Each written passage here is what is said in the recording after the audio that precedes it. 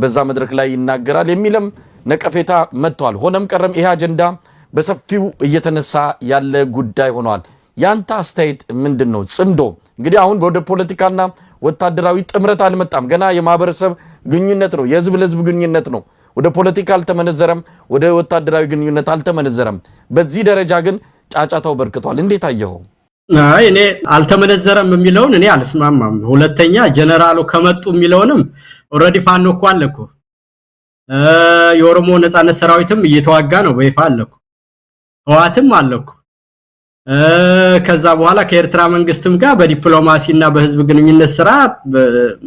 እየተፈሳፈሱ ነው ያሉት። ስለዚህ ሲመጡ የሚባል ነገር የለውም እኮ ኦሬዲ ጦርነት ውስጥ ነው ያሉት እና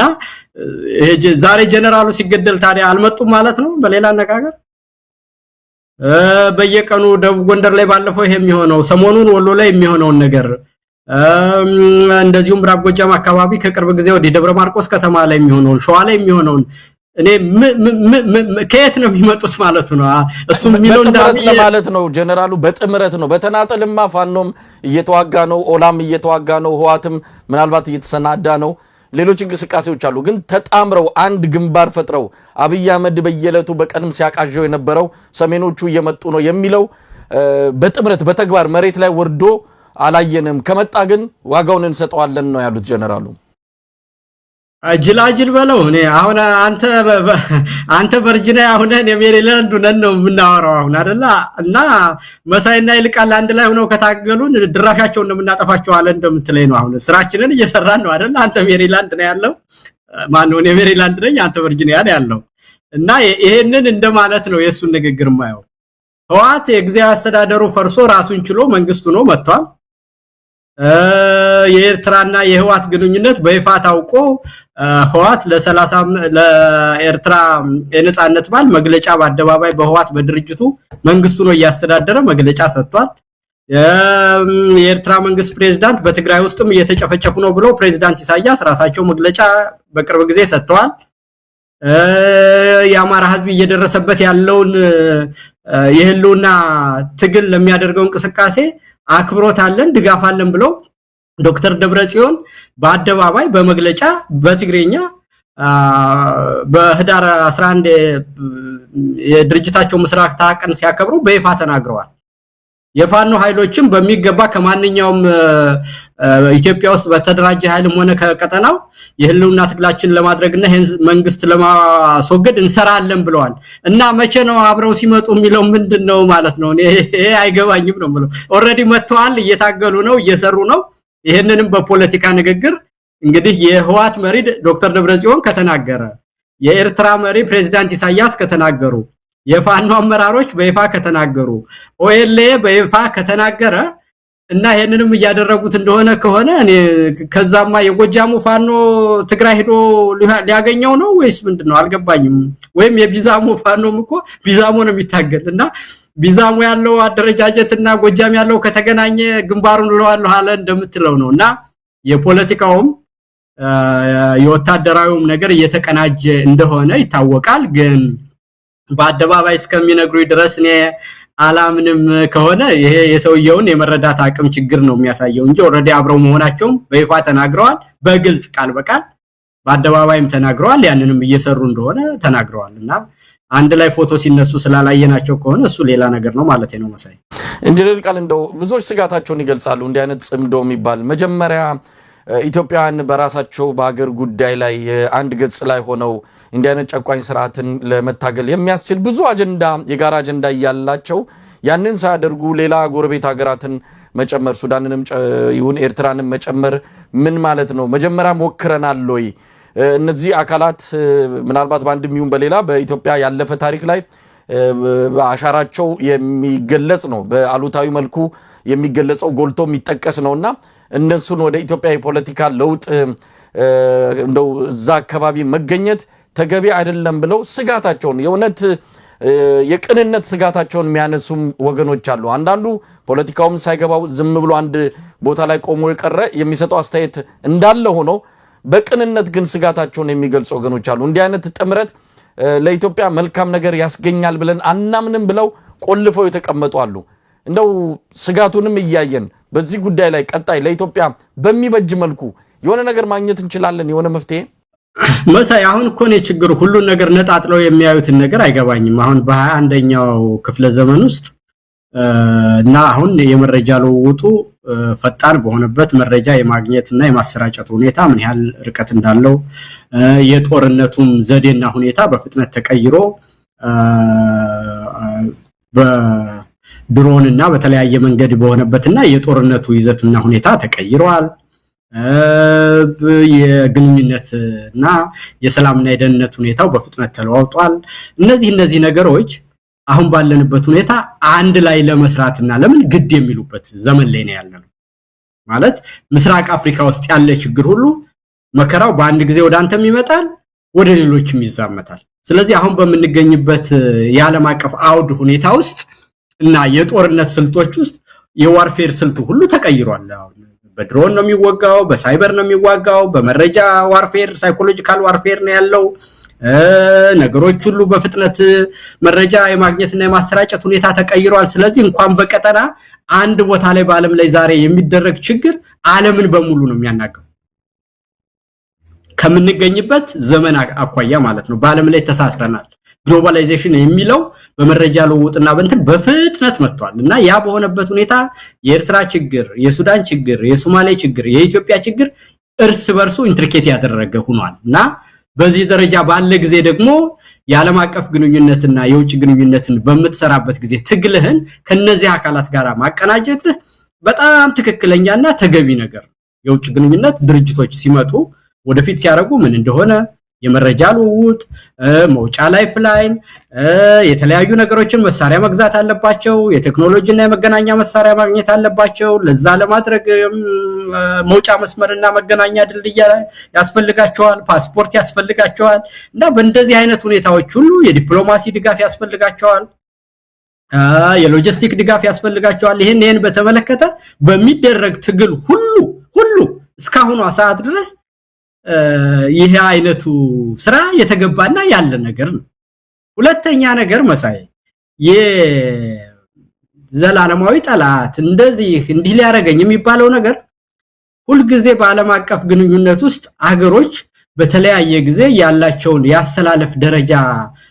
እንዴት እንደቀየሩ ማወቅ ያስፈልጋል ምንም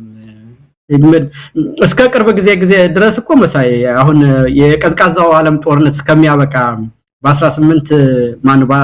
አሁን በ90 ዓመተ ምህረት ማለት ነው በ1990 89 እና 90 ላይ ምስራቅ ጀርመንና ምዕራብ ጀርመን አንድ ላይ ሲሆን እንግሊዞች ተቃውመዋል እኮ ጀርመን አንድ ከሆነ እኔን ያጠቃኛል ብለው በይፋ በነታቸር ዘመን ተቃውሞ ጽኑ ነበሩ የፈረንሳይ መንግስትን በጥርጣሬ የሚያየው ጊዜ ነበር እና ያን አልተደባድቦ አሁን ግን አውሮፓ ዩኒየን ፈጥረው አንዱ ነው አጠቃላይ ራሺያ ሊመጣብን ነው ብለው ነገራቸው ሁሉ ልክ ባይሆንም በኢኮኖሚ ተሳስረው ምን ብለው ስንት ነገር የሚደረግበት ሁኔታ ነው ያለውና ጀርመንና ፈረንሳይ እድሜ ልካቸውን እንደተዋጉ ነው የኖሩ እና በዚህ ሂደት ውስጥ የሪአላይመንት ኦፍ ፖለቲካል ፎርሰስ የፈረንሳይ መንግስት ካቶሊክ ሆኖ ከኦቶማን ቱርኮች ጋር ሁሉ አንድ ሆኖ ተዋግቷል ካቶሊኮች ሌሎችን የአውሮፓ ሀገሮችን ማለት ነው ለናሽናል ኢንተረስት በሆነ ጊዜ በ30 አመቱ የአውሮፓ ጦርነት ከ16 18 እስከ 48 በነበረው ውስጥ እሱ የካቶሊክ እምነት ተከታይ ሆኖ ፕሮቴስታንቶችን ደግፎ ለራሱ ኢንተረስት እንደዛ ሲያደርግ ነበርና ናሽናል ኢንተረስትን በተመለከተ በተለያየ ጊዜ በተለያየ ሁኔታ ደግሞ በተለያየ ጊዜ በሁለተኛው ዓለም ጦርነት በሆነ ጊዜ ደግሞ ጀርመንን ለመውጋት ከራሺያ ከአይዲዮሎጂ ጠላታቸው ጋር ሆነው አንድ ላይ ተሰልፈው ናዚ ጀርመንን አሸንፈዋልና በፖለቲካ ናሽናል ኢንተረስት ነው እንጂ የማይለወጠው በወቅቱ ሁኔታና ባለው ነባራ ሁኔታ ውስጥ ሪአላይመንት ኦፍ ፖለቲካል ፎርሰስ ማድረግ ሁሉም ጥቅምህን አስበህ የወደፊቱ ነገር አንተን እንዳይጎዳ አድርገህ ባለው ሁኔታ ከሀገርህም ኃይሎች ጋር ይሁን ከቀጠናው ኃይሎች ጋር የሚሆን መስራት ይሄ ትክክለኛ የነበረ ያለ ወደፊትም የሚኖር ነገር ነው እንደውም ጎበዝ ፖለቲከኛ የሚባለው እንደዚህ አይነት ኦቨርላፒንግ አላያንስ ባለበት ሂደት ውስጥ ኢንትሪኬት በሆነ ሁኔታ ውስጥ እነዚህ ነገሮች ሁሉ አጣጥሞ አብሮ የሚሄድ የተሰላሰለ ፖለቲከኛ የሚፈጥርና ይሄንን ነገር ናቪጌት የሚያደርግ መሪ ካለ እሱ አማራ እናት የወለደችው ጀግና ነው ይሄንን ሁሉ ነገር ቀየረ አማራን ወደ ክብሩ መለሰ በቀጠናውን በታሪኩም የነበረውን ቦታ የሚያስገኝ ልዩ ትውልድ መጣልን ብዬ ነው እኔ ማደንቀው እንደዛ አይነት ነገር የሚያረጋው ያለውን ሁሉ አጠቃላይ አሰላለፍ ሁሉ ቀይሮ እነዚህን ኃይሎች ሁሉ 5-6 ኳስ ባንድ ላይ በሰማይ ላይ ያጫወተ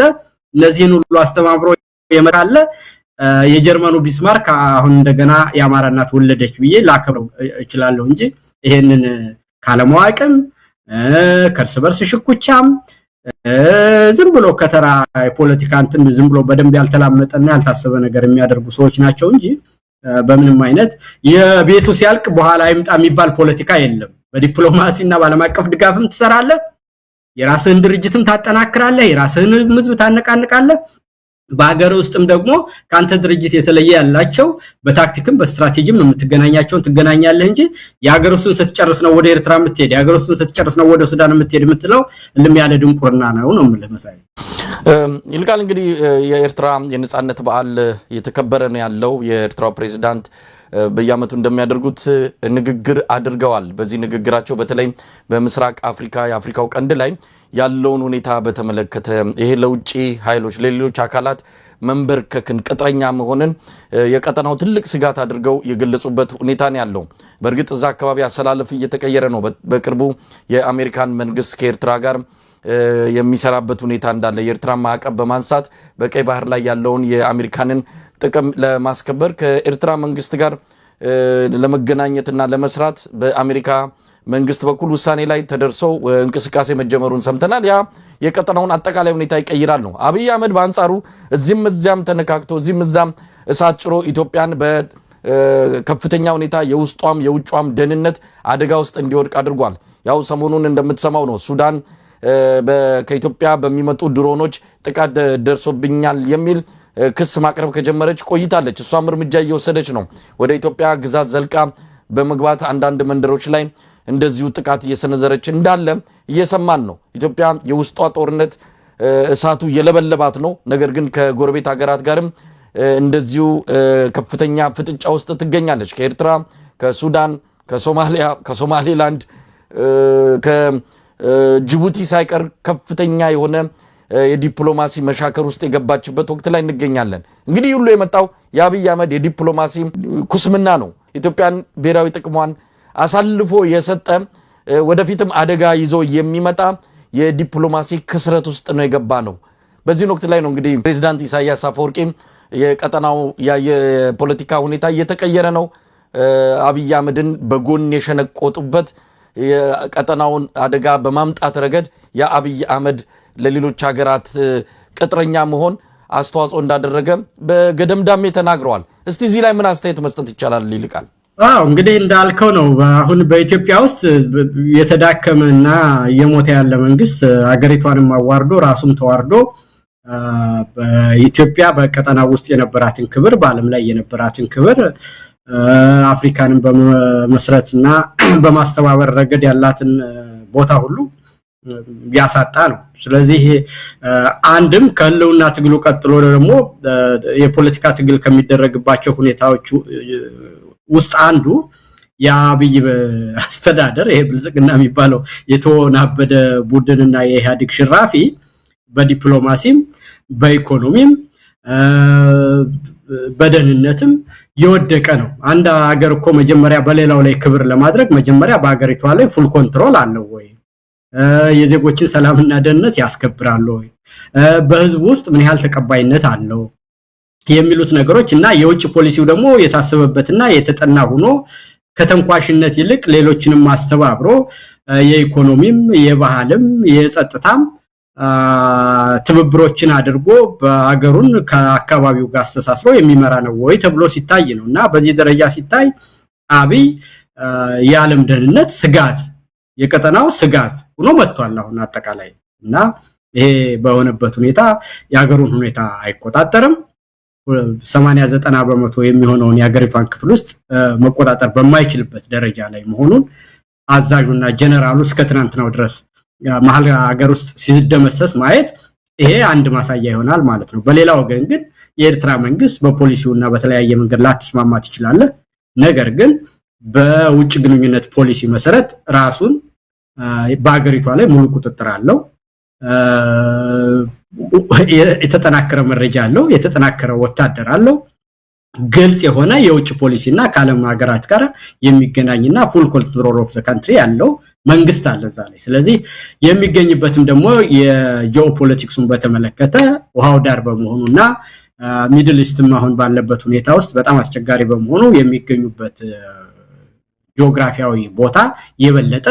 የሳቸው መንግስትና አገር ተቀባይነት እንዲያገኝ አድርጓል ስለዚህ ይሄንን በተመለከተ ግን የኢትዮጵያም ችግር ቢሆን ጎረቤቱን ሁሉ ያመሰ ስላለ አንድ መልክ ያለውና የተረጋጋ ሀገር ያለው በአካባቢው ኤርትራ ነው ሶማሊያ ብትሄድ የተረጋጋ ሀገር አይደለም የታወቀ ነገር ነው ሱዳን የተረጋጋ ሀገር አይደለም ጅቡቲ አቅም የሌለው ትንሽ ሀገር ነች ስለዚህ በዚህ ሁኔታ ውስጥ አሁን በቀጠናው ባለ ሁኔታ ነባር የሆነ የተደራጀ ወታደር ያለው የተደራጀ መንግስት ያለው የተደራጀ ደህንነት ያለው በአገሩ ላይ ሙሉ ቁጥጥር ያለው መንግስት ያለው አሁን በምስራቅ አፍሪካ ውስጥ አብረው ልትሰራ ስታስብ አንድ ብለ አምሮ ላይ ሊመጣ የሚችልና ትክክለኛው መንግስት አሁን ያለው የኤርትራ መንግስት ብቻ ነው ማለት ነው ይሄም በመሆኑ ተቀናቃኞቻቸውና በፖሊሲ ማይስማማቸው የምዕራብ ሀገራት ሁሉ በሪል ፖለቲክ መሰረት ዓለም አቀፍ ግንኙነታቸውን ብሔራዊ ጥቅማቸውን ብቻ መሰረት አድርገው ከአይዲዮሎጂ በራቀ ሁኔታ ጂኦፖለቲክስንና ፓወር ባላንስን ግምት ውስጥ አድርገው የሚሰሩ የአውሮፓ ሀገሮች ሁሉ ከሳቸው ጋር ግንኙነታቸው መጀመራቸው ይሄ የሚያሳየው ኃይል ወዴት ግራቪቴት እያደረገ እንደሆነ ነው በሌላው ግን ደግሞ እሳቸው በአማራም ህዝብ ላይ እየደረሰ ያለውን በደል በኤርትራም ህዝብ እየደረሰ ያለውን ማነው በትግራይም ህዝብ እውቅና ሰጥተው ስለተናገሩ ያብይን መውደቅና የኢትዮጵያንም ነጻነት በተመለከተ የሳቸውም የፖለቲካ አመለካከት ከአብይ ጋር የተቃረነ ስለሆነ ለመጪው ጊዜና ለለውጥ ኃይሎች የበለጠ ሞራል የሚሰጥ ነገር ሆኖ ነው ያገኘሁት መሳይ ዓለም አቀፍ ግንኙነቱንም በዛ መልኩ በመቃኘታቸው ኢንጂነር ይልቃል እስቲ ደግሞ ወደ ምርጫው እንምጣ ምርጫ ሲባል ለሁሉም እንግዶቼ ማቀርበው ጥያቄ ነው እንደው ምርጫ ለመባል የሚያስችል ቃሉን ጠርቶ ለመጠቀም የሚያስችል ነው ወይ በየትኛውም ሀገር ምርጫ ተካሂዷል በኮሙኒስት ሀገራት በአምባገነን ሀገራት በዲሞክራሲያዊ ሀገራት ምርጫ በአለም ላይ አዲስ አይደለም ግን እንደየሀገሩ መንግስታዊ መዋቅርና የሀገሩ ሁኔታ ምርጫ ይካሄዳል በየሆነ ጊዜ ቀኑን እየጠበቀ የሚካሄድ ስነ ስርዓት አለ ነገር ግን ያንን እንኳን እዛ ጫፉ ላይ የማይደርስ ምርጫ ለመባል ምንም አይነት መስፈርት ያላሟላ የአብይ አህመድ ምርጫ ወይም መከላከያ ሰራዊት ማያካሄደው ምርጫ እንበለው ምክንያቱም ከምርጫ ቦርድ በላይ በአሁን ሰዓት ሂደቱን እያስፈጸመ ያለው የጸጥታው ኃይል ነው ይሄ ምርጫ ኢትዮጵያ ውስጥ ሂደቱ ቀጥሎ አንድ ሳምንት ቀርቶታል እንዴት እየተከታተልከው ነው ምርጫው በብዙ መልኩ የተጨናገፈ የኪሳራ ያለበት ከመነሻውም ጀምሮ ኢትዮጵያ ምርጫ ለማድረግ የሚያስችል ቁመና ላይ የሌለች መሆኑ እየታወቀ ነው ይሄ ቃል ኢትዮጵያ ላይ አሁን ሰማይ ምድሩን እንዲናኝ በአገዛዙ በኩል ሰፊ ዘመቻ እየተደረገ የሚገኘው እንዴት አየው ወደ ሌሎች ጉዳዮች እመጣበታለሁ የአውሮፓ ህብረት ይሄን ምርጫ እንደማይታዘብ አስታውቋል እንደማይገባ ሉካኑን እንደማይልክ ገልጿል ያው የአምባገነኖች መሰብሰቢያ የሆነው የአፍሪካ ህብረት እንደዚሁም አብይ አህመድ በቀላሉ የሚጠመዘዘው የምስራቅ አፍሪካ በይነ መንግስታት ድርጅት ኢጋድ ታዛቢዎቻቸውን እንደሚልኩ ገልጸዋል ዋናው የአውሮፓ ህብረት የካርተር ማዕከል የሚባሉ በገለልተኝነት የሚታወቁት ግን በዚህ ጉዳይ ላይ እጃቸውን እንደማያስገቡ ነው የገለጹት ለማንኛውም ሂደቱን እንዴት ያያየው ነው በርቀት ሂደቱ ዋናው እንግዲህ በፖሊሲ ደረጃ ስናየው አብይ ማንነ መሳይ እኔና አንተ የምንታገልበትና አብይ ደግሞ መኖሪያ አድርጎ ያለው ነገር ምንድነው ብለን በዚህ ውስጥ ያለው የተቃርኖ ደረጃ ምን ይመስላል ብለን ያለውን ነገር መጀመሪያ እንበይ ስለዚህ አብይ ሌጂቲሜሲ ለማግኘትና ይሄን ምርጫ የሚመስል ነገር ተደረገ ብሎ ለማለትና ኮንትራቱን ለማደስ ነው የሚሰራው እኛ ደግሞ ይሄ የአብይ ማጭበርበርና ማወናበድ በአለምም ሆነ በቀጠናውም ይሁን በአገራችን ህዝብ ላይ ራቁቱን እንዲቀርና አጭበርባሪነቱ እንዲታወቅ ማድረግ ነው ስራችን አይደለ እነዚህ ሁለት ኃይሎች ናቸው በዚህ አንድ አመት ውስጥ እየተፋተጉ የመጣ ነው በዚህ ደረጃ ስታየው ማን አሸንፈዋል ካልከኝ ህዝብና ለውጥ ፈላጊው ኃይል አብይን ራቁቱን አስቀርጾታል ይሄን ደግሞ ካልክ በእያንዳንዱ የሄዱበት ቦታ ሁሉ የሚያወሩት ነገር ምርጫ አደርጋለሁ አላደርግም ምርጫ ማድረግ ይቻላል አይቻልም የሚል ነው ቀደም ያልከው የአማራ ክልል ምክትል ፕሬዝዳንት ተናገረ ያልከው ስለዚህ የሚናገረው ነገር ምንድነው ስለ ጦርነትና ስለ እንትን ምርጫ ይደረጋል አይደረግም ምርጫ እንድናደርግ እንዳናደርግ ተቆሱብን ነው የሆነው ነገር ማለት ነው ያ ማለት በምርጫ ጊዜ መወራት የነበረበት ምንድነው ካልክ ይሄ ፖሊሲን ሰርቻለሁ ይሄን አድርጌያለሁ በሚቀጥለው ደግሞ ይሄን አደርጋለሁ ተቀናቃኝ ግን ይሄን አይችልም ነው ምርጫ ከተባለ አይደለ ክርክር መሆን ያለበት አሁን ግን እነሱ የሚያወሩት ነገር በሙሉ ምንድነው ምርጫ እንዳናደርግ ያደረጉን ነው በሚል ሆኖ ምርጫ ማድረግ ይቻላል አይቻልም ወደሚል ክርክር ተቀይሯል አጠቃላይ ማለት ተረዳይ መሳይ ስለዚህ እነሱ የሚያደርጉት ነገር ሁሉ በአጠቃላይ ከምርጫነት አልፏል ብቻ በዛች ቀን ምርጫ ተደረገ ይባል አይባል በሚል እንጂ ምርጫ የሚባለው ነገር ምርጫ መጀመሪያ አማራጭ መኖር አለበት የሲቪክ ማህበራት መኖር አለባቸው ፓርቲዎች መንቀሳቀስ አለባቸው ሰላምና ደህንነት መከበር አለበት በዚህ ደረጃ ታየው የፓርቲ ፖለቲካ የሚባለው ኢትዮጵያ ውስጥ በአጠቃላይ ሙቷል የነበሩት ፓርቲዎች ሁሉ ጊዜ በሄደ ቁጥር እየተዋረዱና እየጠፉ ነው ያሉት አብን የት ነው ያለው በዚህ የ4-5 አመት ውስጥ ፓርላማ የገቡት ሰዎች እስር ቤት ገብተው ለመንግስት ያደሩት ሰዎችና ፓርቲያቸው የት ነው ያለው ኢዜማ የሚባለው ፓርቲ ከመንግስት ጋር ተጠግቶና ይሄንን አደርጋለሁ ብሎ የነበረው ፓርቲ ከባለፈው 5 አመት ከተወዳደረበትና አሁን ካለበት ደረጃ የት ነው ያለው አባላት ሁሉ ጥለውት ሄደው ምን ብለው አጠቃላይ በዛ ደረጃ ነው ያለው ህዝብ ጋር ማድረስ የማይችሉበትና ፓርቲዎች መንቀሳቀስ የማይችሉበት ወደ ጎጃም የሚሄድ አንድ ባስ በሙሉ ህዝብ ታገተም ይባልበት መሃል ከተማ ላይ ጀነራል የሚገደልበት ሀገር ውስጥ ስለ ምርጫ ማውራት መጀመሪያው እኔ እንደው የብደት ነው የሚመስለኝ ማለት ነው ይሄንን እንደውም አንዳንድ ፓርቲዎች አሁን እንግባ እንደዚህ አሉ ሲባል ሰማለሁ ምን ሊያረጉት ነው አብይ አሁን እንደምንም ምርጫ ተደረገ ልባል ብሎ ነው ፍዳውን የሚያይ እና ያም አልሆንለት ብሎ ስለ ፖሊሲ ሳይሆን የሚያወራው ይሄውላችሁ ምርጫ ማድረግ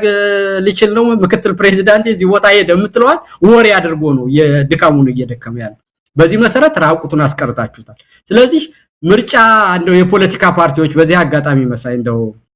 እንግባ እንደዚህ ፓርቲዎች ሊከፋፈሉ ሲባል ወሬ ሰማሁኝ ምርጫ ውስጥ የሚገባባቸው መሰረታዊ የፖለቲካ አመለካከቶች ምንድናቸው በህዝብ ውስጥ ተቀባይ ለማድረግ በዘንድሮ ምርጫ ባይሳካለ በሚቀጥለው ምርጫ ህዝብን ደርሰ ፖሊሲን አስተዋውቀ የድርጅትን አቅም ለማዳበርና በዛ ሂደት ውስጥ የሚገኘውን ነገር ገርነር ለማድረግ ነው የሚደረገው አሁን በጊዜው በሄደ ቁጥር እየሞተ ምርጫ ማድረግ አይቻልም እየተባለ የፓርቲ ፖለቲካ ሽታው እየጠፋ ባለበት ወይም ደግሞ እስከ ምርጫ ድረስ ህዝቡን አስተባብረ በዛ ጊዜ ውስጥ ባለው ሁኔታ መንግስትን አጋልጠ ከዛ ከምርጫው በመተወጣበት ጊዜ ህዝብንም ለማነሳሳት በመንግስት ላይ ጫና ለማድረግ ግፊት ለማድረግ ነው የምትሄደው ስለዚህ መንግስት ለመግደል ኮንትራክት ስለምፈልግ እንደምንም አጅቡኝ ይላል እነሱ ያንን ማጀብ ጥሩ ነው ብለው ነው የሚያደርጉት ወይስ አሁን መሸናነፍ የሚቻልበት የምርጫ ውድድር አለና መንግስት ህዝብ ይወደናል ብለው ነው የሚያደርጉት ማለት ነው አሁን ከዚህ በኋላ ምርጫ ውስጥ ያሉ ፓርቲዎች አይገባኝም እውነት ነገር አይካል ማድረግ ካደረጉ የሚያደርጉት ነገር ምንድነው አብይ የሌጂቲሜሲ ችግር ስላለበት ህዝብ ስለጠላው ምንም ነገር ማድረግ የማይችልበት ሁኔታ ስላለ በአለም ውስጥ እንተና የሚባልን ፓርቲ ተወዳድሯል ብሎ ለአብይ የጅመንሻ ልስጥ የሚልና አልሰጥም የሚል ነው ክርክሩ የሚሆነው ማለት ነው ስለዚህ ከአብይ ጋር ማደረን እንደ ስልት የሚቆጥር ከሆነ ዳግማዊ አብን እና ዳግማዊ ዜማ ማለት ነው በሌላ አነጋገር እንጂ የእውነተኛ የፓርቲ ክርክር ሊሆን አይችልም ማለት ነው እዛ ለሄድ የሚል ሰው መከራከሪያው ምንድነው እስቲ መሳይ ንገረኝ ፓርቲ ይከፍላል ምናምን የሚባለው እንደው ጀነራል ይልቃል እኔ ፓርቲዎቹን አመራር በተለይ የህዝብ አመኔታ አላቸው በአንጻራዊ መልኩ ነው አላቸው አሁን ካሉት ፓርቲዎች በተሻለ ህዝቡ እንደ ተቃዋሚ ይቆጥራቸዋል ብለን የምናስባቸው እንደነ ያፓ እንደነ እናት የመሳሰሉ ፓርቲዎችን በተመለከተ ነው አመራሮቹን ያገኘን ሁሉ ጊዜ ሞግታቸዋለን ከምንም በላይ ሰሞኑንም የእናት ፓርቲ ፕሬዝዳንት ዶክተር ሰይፈ ስላሴንም እንዲሁ አነጋግረናል ኢትዮጵያ ውስጥ ምርጫ የሂደት ጉዳይ ነው የምትል እንደው ማምለጫ አባባላለች ምርጫ ሂደት ነው ምርጫ ውስጥ ገብቶ በሂደት የሚስተካከሉ ነገሮች ካሉ እሱን ይያዩ በምርጫ ውስጥ እየቆዩ የማይሆን ከሆነ ጥሎ መውጣት ነው የሚል ነገር ነው የኔ መከራከሪያ የነበረው ደግሞ ኢትዮጵያ ውስጥ የምርጫ ሂደትን ለማስጀመር የሚያስችል ነገር አለ ወይ ኢትዮጵያ ጦርነት ውስጥ ናት 70% የሚባለው የአገሪቱ ክፍል በአብይ አህመድ ቁጥጥር ስር በቀጥታ ይሄን ማድረግ ይችላል አልችልም ብሎ መወሰን የማይችልባቸው አካባቢዎች ናቸው በእንደዚህ አይነት ሁኔታ ጦርነት ባለው ውስጥ የምርጫ ሂደትንስ መጀመር ይቻላል ከመነሻው አካሄዳችሁም ልክ አይደለም የሚል ነው ምናልባት የትኛውን ሐሳብ አንተ ተቀበለዋለህ ነው? ምርጫ የሂደት ጉዳይ ነው ብሎ መግባት ነው ወይስ አስቀድሞ ምርጫ የሚባል ነገር አያስፈልግም? የኢትዮጵያ ሽግግር በሌላ ፎርም መፈለግ አለበት፣ በምርጫ ሊሆን አይችልም ብሎ ያንን አቋም ይዞ እንደው ጠንከር ያለ ትግል ማድረግ ነው የሚገባው ወይስ በአብይ አህመድ ምርጫ ባቡር ላይ ተሳፍሮ ሂደት ውስጥ መግባት ነው የሚል መከራከሪያን ያነሳውትና ምናልባት እዚህ ላይ ምን አስተያየት አለ? እኮ እሱንም ሲያደርጉ አላይም እኮ ነው እኮ መሰለኝ። አሁን ምርጫ ሂደት ነው ከተባለ ህዝብን መሰብሰብ፣ ህዝብን ማስተባበር፣ ህዝብን ከጎናቸው ማሰለፍ በሚያደርጉት ሁኔታ ውስጥ የሚያደርጉት ነገር ህዝብና መንግስትን ለያይቶ በህዝብ ላይ ጫና መፍጠር ነው አይደለ? ስራቸው መሆን ያለበት። ሂደት ከተባለ ለበዛ እኮ በሂደት ውስጥ እኮ መንግስትን ታጋልጣለህ፣ በሂደት ውስጥ ህዝብን ከጎን ታሰልፋለህ። በዛ በአሰለፍከው ህዝብ ደግሞ በምትወስደው እርምጃ የመንግስትን ዲሌጂቲሜሲ የበለጠ አጠናክረህ ግባተ መሬቱ እንዲፋጠን የፖለቲካ ነጥብ ታስቆጥርበታለህ ነው ነጥብ አይደለ? ሂደት ከተባለ ያ ነው ሎጂካሊ ያ ማለት አንድ ፓርቲ በሂደት ውስጥ ትርፍ አተረፈ ከተባለ በዛ ሂደት ውስጥ በሚያሳየው የአመራር ብቃት ህዝብን ለዓለም አቀፍ ሚዲያ በመድረስ የመንግስትን አፈና በማሳየት ህዝቡን አማራጭ ቢኖረው እሱ በማድረግ ልብና አምሮውን ህዝቡ ወደ እሱ እንዲሰለፍ በማድረግ ነው እንጂ ሂደት የሚባለው ከዛ ውጪ ያለው ነገር እኔ አይገባኝም። ምንድነው ሂደት ከዛ ውጪ? እና ይሄ የያዙት ሐሳብ መጽሐፍ ላይ ያነበቡትን በተግባር የማይሆነው ነገር ጋር አገናኝተው ነው ሂደት የሚባለው። በሌላ ሀገር ፖለቲካ ውስጥ እኔ ማቀው በሂደት ውስጥ የአባላትን ቁጥር ታበዛለህ፣ በዛ ስታደርግ የዓለም አቀፍ ዕውቅና ታሳያለህ፣ ፖሊሲን ታስተዋውቅበታለህ፣ በዛ ደረጃ ደግሞ መንግስትንም የሚያደርገውን ሪፕሬሽን ታጋልጥበታለህ። ከዛ በኋላ ያ የሚያደርግ እንትን አመራሮችንም ታዋጣለህ። በዛ ውስጥ ምንድነው የህዝብ ድጋፍና ቅቡልነትን የበለጠ እንዲያድግ ታደርጋለህ። አሁን እነሱ ጊዜ በሄደ ቁጥር ምንም እዚህ ግባ የማይባሉ ስብሰባ የማያደርጉ የህዝብንም አስተባብሮ አንድ ነገር ማድረግ የማይችሉ ነውና ቦይኮት ራሱ እኮ ፖለቲካ ነው። ሂደት አለ። ከሂደት ውስጥ ደግሞ ቦይኮት ማድረግ ራሱን የቻለ ጥቅም አለው ማለት ነው። አሁን ባለው ሂደታ ውስጥ አብይ የሚፈልገው መንግስት ምንድነው ካልከኝ እንደምንም ተብሎ ምርጫ ተደረገ ተቋሚዎችም አሉ የሚል ይሄ ከሆነ ደግሞ መንግስትን ለማጋለጥ ፕሮሰስ ነው ከተባለ በፕሮሰስ ውስጥ ነጥብ ለማስቆጠርና በህዝብ ውስጥ ታማኝ ለመሆን በሚመጣውም የወደፊት ሂደት ውስጥ ተሳታፊ ለመሆንና የህዝብ አመኔታ እንዲኖርህ በማድረግ መንግስትንም ደግሞ ነጥብ እንዲጥልና እንዲገደድና እንዲዋረድ ማድረግ ካለበት አሁን ቦይኮት ማድረግ ነው እንጂ ጆይን ካደረከው መንግስትን ተጠቀምከው ነው በስልት ደረጃ። እና ቦይኮት ማድረግ ደግሞ በፖለቲካ ውስጥ ያለና የተለመደ ዕውቅናና ቅብልነትን ሂደቱን አስፈላጊ አይደለም ብሎ ማድረግ ከፖለቲካ ትግሎች አንዱ ነው። የህዝብን ድጋፍ የሚያገኙት አሁን በምርጫው ውስጥ ቢቀጥሉ ነው ከምርጫው ቢወጡ ነው? መንግስትን የሚጎዱት በምርጫው ቢቀጥሉ ነው ወይስ ከምርጫው ቢወጡ ነው? የዓለም አቀፍ ዕውቅና የሚያገኙት በምርጫው ቢቀጥሉ ነው ከምርጫው ቢወጡ ነው? እነዚህን ሁሉ መመዘኛዎች ሳይ በሂደት ውስጥስ በመቆየታቸው ድርጅታቸውን ይጠቅማሉ፣ ራሳቸውን ይጠቅማሉ ወይስ ይጎዳሉ? እና እነዚህ ሁሉ ነገሮች ሳያቸው በምርጫው መቀጠላቸው የበለጠ ፖለቲካ አለማዋቂያቸውንና የውሳኔ አሰጣጥ ብቃት እንዳላቸው ወይም ደግሞ በገዢው ፓርቲ በአብዛኛው አባላቸው እንደተጠለፈ ነው የሚያሳይ። ይሄ ከሆነ ደግሞ ወደፊት ያላቸውን ተቀባይነት ይቀንስባቸዋል። እንደምንም ብለው ግን ህዝብን ምክንያታቸውን አሳምነው ከዚህ ሂደት ውስጥ ቢወጡ ወደፊት በሚኖረው ነገር ውስጥ ህዝብ ያምናቸዋል፣ አባላቸው ያምናቸዋል፣ የድርጅታቸውም ተቀባይነት ባለም ይሆናል፣ በመንግስት ላይም ነጥብ ያስቆጥሩበታልና በዛ ደረጃ ነው ማየውን መሳይ ኢንጂነር ሊቃል እነሱም ያቀርቡት ምክንያቶች አሉ። እንግዲህ ስላነጋገርናቸው የነሱ ምላሽ ያው ለህዝብም የቀረበ ስለሆነ እነሱ በሌሉበት ስለነሱ ለምን ይነሳል የሚል ሙግት አይቀርብብንም ያሉትን ሰምተናል። እንግዲህ ቀናት ነው የቀረው፣ ጊዜው እየረፈደ ነው። አንድም ቀን ሲቀረው የሆነ አንድም ሰዓት ሲቀረው ከምርጫ መውጣት እንችላለን የምትልም ነገር መግለጫ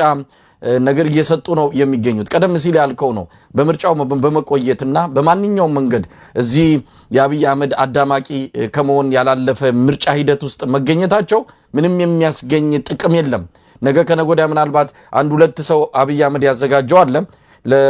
ወደ 85% ወንበሩን እሱ ይወስዳል፣ 15% የምክር ቤት ወንበር ለተቃዋሚዎች ሊያከፋፍል ነው ተብሏል። ከዛ ውስጥ 13% ለኢዜማና ለአብን ነው፣ 2% ለሌሎች ይሰጣል ነው። ከዛች ሽርፍራፊ ለማግኘት ከሆነ ምርጫውስ መቆየታቸው ለነሱ ሊጠቅማቸው ይችላል። ግን በኢትዮጵያ የፖለቲካ ለውጥ ትርጉም ያለው የህዝብን ችግርና መከራ የሚቀንስ ነገር ሊመጣ በዚህ ምርጫ እንደማይችል ያወቁ ቆይስቲን ሞክረው ምናልባት የሆነች ከተማ ላይ ከንቲባ ብንሆን የሆነች ወንበር ደግሞ የሆነ ክልል ምክር ቤት ውስጥ ብናገኝ የሚል ስሌት ውስጥ ያሉ እነዚህ ሰዎች እንዳሉ ሰምተናል። ስለዚህ አንተ ቀደም ሲል ያልከው ሁላችንም በደንብ ገፍተን የመጣነው ሐሳብ አለ። ታሪካዊ ውሳኔ ወስኑ፣ ነገ ከህዝብ ጋር መሆን ከፈለጋችሁ ከዚህ ምርጫ መውጣት አለባችሁ የሚለውን እያንገራገሩበት ነው ያሉና ምን ይዟቸው ነው ብለህ ታምናለህ? የያዘ ይዟቸዋል? ምናልባት የብልጽግና ማስፈራራት ወይስ ሌላ ነገር? ምን ይዟቸው ነው እዚህ ነገር ላይ እንዲማመንታት ውስጥ የገቡት? እኔ የእንጀራ ጉዳይ ይመስለኛል አንዳንዶቹና ያ ከሆነ ደግሞ ምንም እኛ የምንታገላቸው ይሆናሉ ማለት ነው። ከብልጽግና እንዳንዱና ያቸዋል ማለት ነው። አበቃ ከነዛ ጋር እኮ ክርክርም ንግግርም አያስፈልግም ማለት እንደዛ አይነት ሰዎች የሆኑ አሁን ብዙዎች አሉ። ስለዚህ በኢትዮጵያ ውስጥ መካድ አሁን ባህል ሆኗል፣ ዝርፊያ ባህል ሆኗል። በህዝብ ላይ መቆመርን እንደ ስራ የያዙት ሰዎች አሉ። የጀነራልነት ማዕረግ ይዘው የዩኒቨርሲቲ ዲግሪ ይዘው ትልቅ የመንግስት ኃላፊነት ይዘው እንደዚህ አይነት ወይም የቤተ ክህነት ስልጣን ይዘው እንደዚህ አዋራጅ ነገር የሚያደርጉ ሰዎች በኢትዮጵያ ውስጥ በአደባባይ ራስንም አገርንም ህዝብንም ምንድነው ማዋረድ በአሁኑ ጊዜ እንደ ባህልም ተቆጥሯልና እነዚህን ሰዎች አምርረን ከዛ ከትግላችን አንዱ አድርገን መታገል ብቻ ነው መሳይ። ምክንያቱም ይሄ ደግሞ በጣም መጥፎ ነገር ነው። በፊት እንደው በአሪስቶክራሲው ዘመንና በፊውዳል አስተዳደርም እንኳን ቢሆን ስልጣንን በዘረ ሐረግ እንኳን በሚያገኙበት ጊዜ ትንሽ ክብር የሚባል ነገር አለ። ያኔ ዲሞክራሲ ባይኖርም ያኔ መልቲ ፓርቲ የሚባል ነገር ባይኖርም ያኔ የህዝብ የመምረጥ መብት የሚባል ነገር ባይኖርም እንኳን ለክብርና ለራስ ኖቢሊቲ መኖር ነበር አይደል? የተጣለብኝን ኃላፊነት በዘመዶቼን አላሳፍርም፣ የተጣለብኝን ታሪካዊ ኃላፊነት እኔ እኮ ከተመረጠ ቤተሰብ ውስጥ ስለሆንኩ ነው ይሄ ነገር የተሰጠኝ ተብሎ ትውልድ ይቀጥላል፣ አገር ይቀጥላል ተብሎ በአሪስቶክራሲው ዘመን ውስጥ ኖቢሊቲ አለና ያ ጸጋ እንኳን በዛን ዘመን እንኳን በዛ ባፈናው ዘመንና በቤተሰባዊ አስተዳደር ነው በዘር ሐረግ ነው በሚባልበት ዘመን ክብር ዋጋ ነበረው። ከዛም በኋላ ደግሞ ምንም ነገር ሽራፊ ነገር ሳያገኙ ለሀገራቸው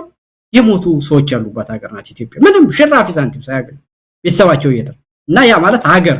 ህዝብ፣ ወገን የአደባባይ ሰው መሆን ለክብር ለቤተሰብ ለወገን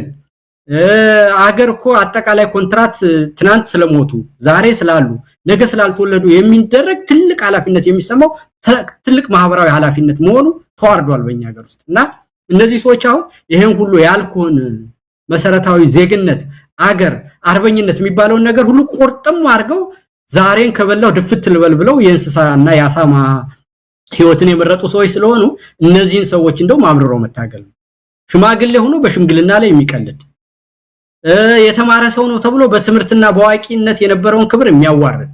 የአደባባይ ሰው ነኝ ፖለቲከኛ ነኝ ብሎ ለህዝብ የመቆምን ነገር እንዲያርጎ የሚያዋርድ ዜግነትን የሚያዋርድ እና እነዚህ ሰዎች አጠቃላይ ሴቶቻችንን ሁሉ እየበሉ ያሉ ሰዎች ስለሆነ አጠቃላይ ማህበረሰብን በማስቀጥ ነገር ደረጃ አደገኛ የሆነ ስራ እየሰሩና ወንጀልንና ስድነትን እያራቡ ያሉ ሰዎች ስለሆነ በጣም የምንታገላቸው ሰዎች መሆናቸውን እንደው ማወቅ ያስፈልጋል መሳይ። በዚህ አጋጣሚ ጀነራል ቃል እንግዲህ አሁን ምን እንጠብቃለን? እንግዲህ የምርጫው ነገር ለይቶለታል፣ ዓለም በደንብ ተረድቶታል። አብይ አህመድ የተለየ በዓለም ላይ ቀደም ሲል መግቢያ ላይ እንዳልኩት የተለየ ምርጫ የሚባል ሌላ ቃል ስለሌለው ነው ምርጫውን እየተጠቀም ያለነው ቃሉን ያደረገን ያለው በእውነት በጣም አሳፋሪ ነው። ኢትዮጵያን የሚመጥን አይደለም። አይተናል ምርጫዎችን በኃይለሥላሴ ዘመንም በደርግም እንደየሁኔታው በኢህአዴግ ጊዜ ታይቷል እኮ። ከነዚህ ሁሉ ምርጫዎች የከፋ ኢትዮጵያን በዚህ በ21ኛው ክፍለ ዘመን ላይ ጨለማ ውስጥ እንደዛ ድቅድቅ ነገር ውስጥ የከተተ እውነት ለመናገር የኢትዮጵያ ሕዝብ ይሄንን ስርዓት መገላገል ካለበት በጣም ጊዜው እየረፈደ ነው። ምን እንጠብቃለን? አሁን አብይ አህመድ በምርጫው አሸንፍ ያለው ሰርቲፊኬቱን አግኝቻለሁ ምናልባት ጦርነት ሁሉ ሊከፍት ይችላል ስለ ምርጫው እንዳይነሳ። ከዛ ሌላ አጀንዳ ያመጣና በዛ አጀንዳ ተደራራቢ አጀንዳዎች ህዝቡን እየጠመደ የምርጫው ነገር እንዲረሳ ሊያደርግ ይችላል ተመርጫለሁ በሚል። ስለዚህ ምን እንጠብቃለን? ከህዝብ ምንስ ይጠበቃል? ካርድ በጁ አለ የሚባለው ህብረተሰብ በዚህ ወቅት ላይ ምን ማድረግ አለበት ብለህ ታምናለህ? እኔ ምርጫ አለ ብሎ ይሄንን ምርጫ የወሰደ ሰው እንደሌለ 100% እርግጠኛ ነኝ። በዚህ ረገድ ደግሞ አንተን ጨምሮ አጠቃላይ ሚዲያዎች በሰራችሁ ስራ መሰረት ህዝብን እያስተማራችሁ የገዥውን ፕሮፓጋንዳና አስመሳይነት ራቁቱን እያስቀራችሁ እዚህ አድርሳችሁታል። ስለዚህ ይሄ አሁን አብይን ወደ ልቅሶና ወደ ማማረር እንዲሄድ በማድረግና በሄዱበት ቦታ ሁሉ ሊበሉን ነው ሊገሉን ነው እንዲሊያረጉን ነው ብሎ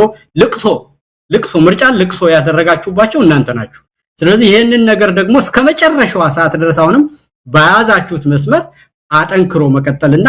ይሄንን ትናንሽ ነገርም አሰፍስፈው ያብይን የድም ድግስ ደግሰው በልተው በኢትዮጵያ ህዝብ ደም የሚቀልዱ ሰዎችንም ቢሆን ተጠያቂነት ነገም እንዳለ የሚወስኑት ውሳኔ ሁሉ በአገርና በህዝብ ላይ መቆመር እንደሆነ እንዲያውቁ